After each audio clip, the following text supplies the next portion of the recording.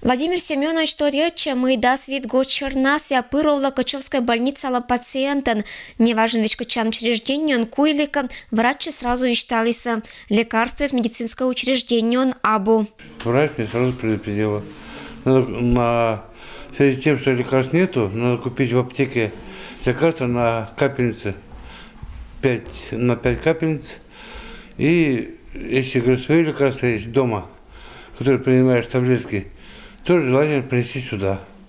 Больница они были шаб медицинские препараты, и сичка кот месяцни, шугалище здешка чемшань озот кажича, лекарство из боштана аслана с деньга было. При каждой болячке есть определенная схема.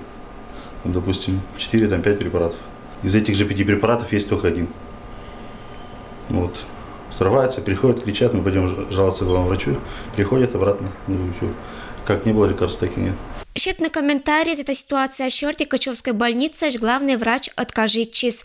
Сылыш мы это медицинское учреждение, а больше лекарственный препарат из краиш Минздрав кыло на первуиш. Деньга это выловили щитом, и ежели им проблема, они окысья на баришным. Возможно, они совершают покупки разово, не по госконтракту, мелкими частями. Тогда, конечно, встанет вопрос эффективности данных закупок, что мы прекрасно понимаем, либо это проторгованная на аукционе электронная процедура на год, это одна цена, либо это срочные покупки там по 50-60 тысяч, конечно, цена, скорее всего, будет другая. По поводу эффективности хозяйствования могут возникнуть вопросы. А кыча тикес по нас баришным, а дике сиджи виджи нас карманы щем. Этчетно бесплатное лекарство Качевской районе шугали исчезло, некин остермаш. И пета мы закон баража джугам.